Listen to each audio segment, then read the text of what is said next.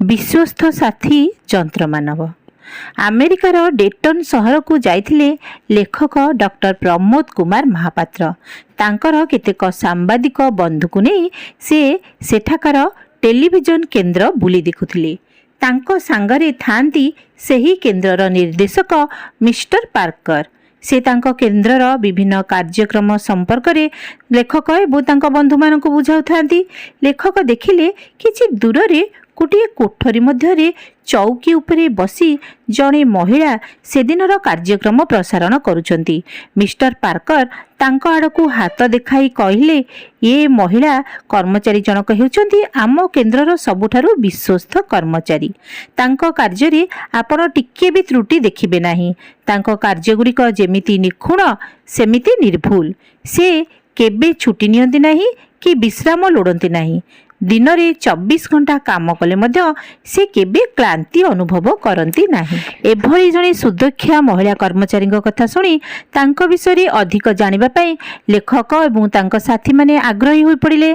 तापरे mister Parker कहले आपण माने जानतु तांको सहित हाथ मिलांतु। से खूब भद्र ओ मार्जिता।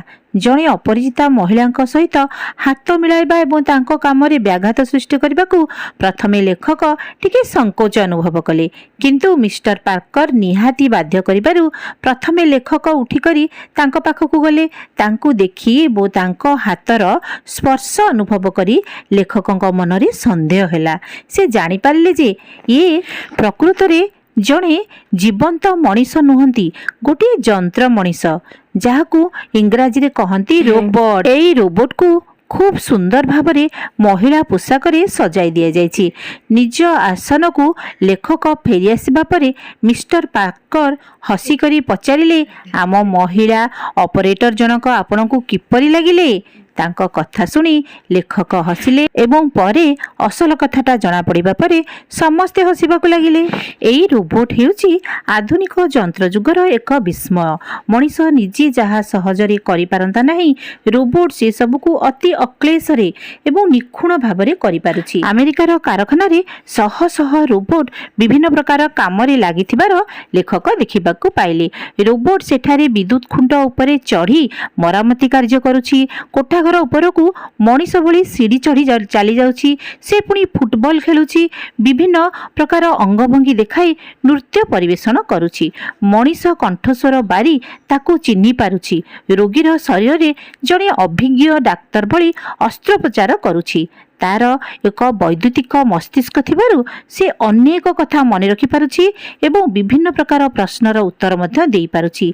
से शब्द बारी पारुछि, स्पर्श मध्य बारी पारुछि। मनीष हाथ रे तैयारी होइथिबा एई जंत्र मानवटी आधुनिक जगत रे जे की प्रकार असाध्य कार्य मान करि पारुछि ताहा भाबिले विस्मय हेबाकू पड़े।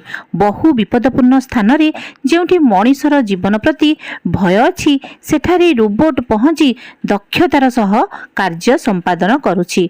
मंगल ग्रह को आमे पठाइथिबा पाथ फाइंडर, स्पिरिट ओ अपॉर्चुनिटी नामक दुईटी रोबोट बेस सफलतार सह कार्य करी सेठारु मंगल ग्रह संपर्क में बहु मूल्यवान तथ्य आमको जोगाइछंती।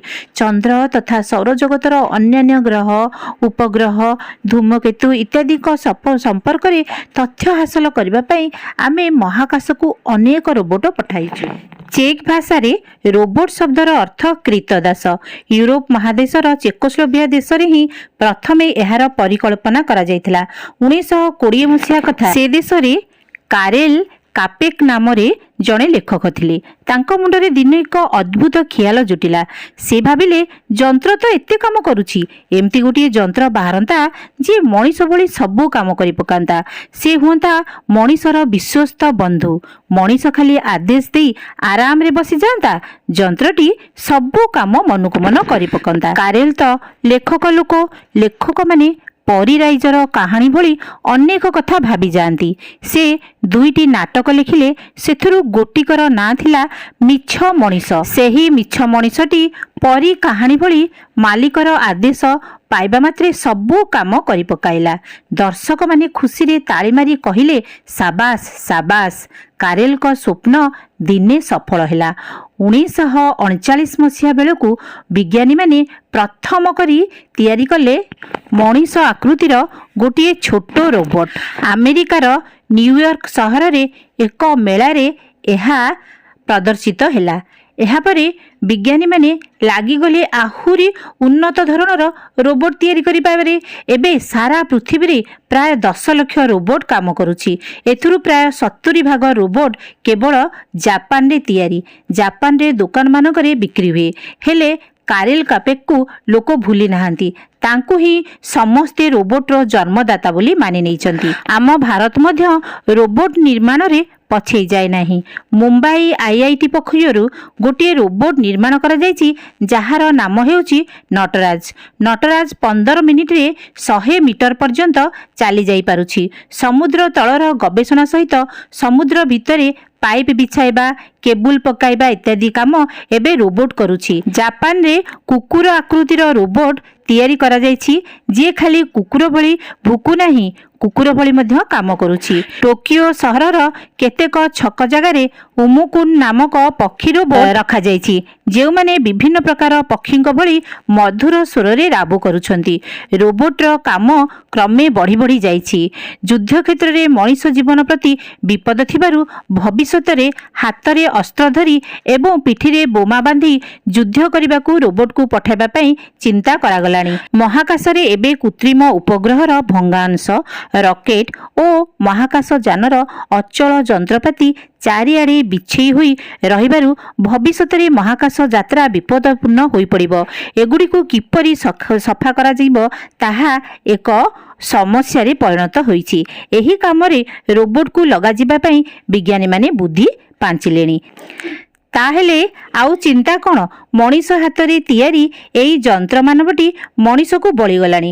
ଭବିଷ୍ୟତରେ ଆଉ କି ଅଦ୍ଭୁତ ବିସ୍ମୟକର କାର୍ଯ୍ୟମାନ ସେ କରିପାରିବ ସେହି କଥା ଦେଖିବାକୁ ପୃଥିବୀ ଅପେକ୍ଷା କରି ରହିଛି।